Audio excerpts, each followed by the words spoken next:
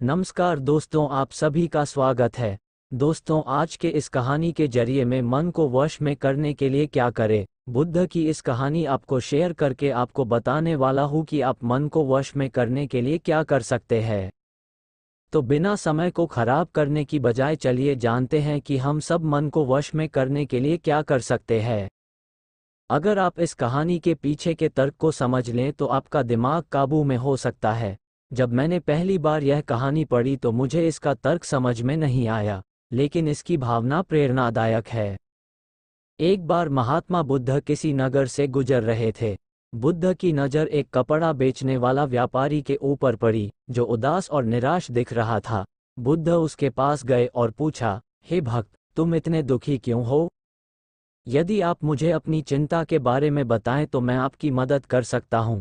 कपड़ा बेचने वाला व्यापारी ने बुद्ध को प्रणाम किया और उन्हें अपने घर के अंदर आमंत्रित किया। घर के अंदर जाकर व्यापारी ने कहा कि जब से मेरी पत्नी की मृत्यु हुई है, तब से मेरे छोटे बेटे की देखभाल के लिए घर पर कोई नहीं है, इसलिए मैं हमेशा उसे अपनी दुकान पर लाता हूं। लेकिन वह मेरी दुकान पर आने वाले हर ग्राहक की पगड़ी उतार देता है और कभी कभी उनका बैग उठाकर बाहर फेंक देता है। मैंने अपने बेटे को बहुत समझाने की कोशिश की, लेकिन वह नहीं समझा। उसकी हरकतों से मेरे सभी ग्राहक अपमानित महसूस करते हैं और वापस चले जाते हैं। बुद्ध ने कहा, मैं तुम्हारी मदद कर सकता हूँ, लेकिन तुम मुझसे वादा करो कि तुम मेरे किसी भी काम में हस्तक्षेप नहीं करोगे, नहीं कोई सवाल पूछोगे। व्यापारी बुद्ध से एक वादा करता है। अगले दिन बुद्ध पगड़ी पहनकर आए और ग्राहक की तरह बैठे। व्यापारी के बेटे ने आकर बुद्ध की पगड़ी उछाल दी। महात्मा बुद्ध मुस्कुराए और बोले, बहुत अच्छा, जाओ और वह पगड़ी वापस ले आओ। वह बच्चा दौड़कर पगड़ी ले आया और बुद्ध को दे दी। अगले दिन बुद्ध एक कुल्हाड़ी और लाठी लेकर आए। लड़के ने फिर पगड़ी उछाली। बुद्ध ने लड़के को एक कुल्हाड़ी और लकड़ी दी और कहा, जाओ इस लकड़ी को काटो। व्यापारी को थोड़ा डर था कि कहीं उसके बेटे को चोट न लग जाए, लेकिन उन्हें अपना वादा याद था। 7 दिनों तक महात्मा बुद्ध कोई न कोई नया काम लेकर आते और लड़के से करवाते। जल्द ही लड़का भूल गया कि उसे किसी की पगड़ी उछालनी है। व्यापारी बहुत खुश हुआ और बुद्ध को धन्यवाद दिया। मैं जानता हूं कि इस कहानी और मन के नियंत्रण के बीच कोई विशेष संबंध नहीं है, लेकिन पहले आप इस तर्क को समझ लें।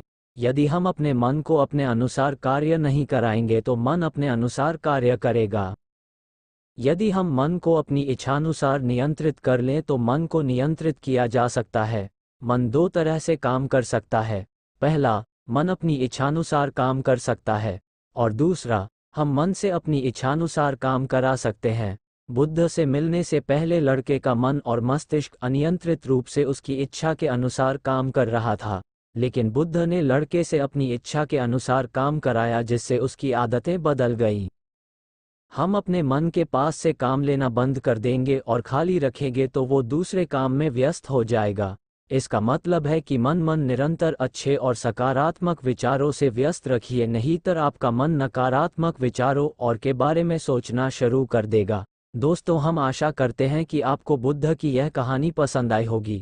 अगर आपको मेरी ये कहानी पसंद आई है तो अपने दोस्तों के साथ शेयर करें और मेरी चैनल द देव मोटिवेशन को सब्सक्राइब कर लेना। धन्यवाद। नमो बुद्धा।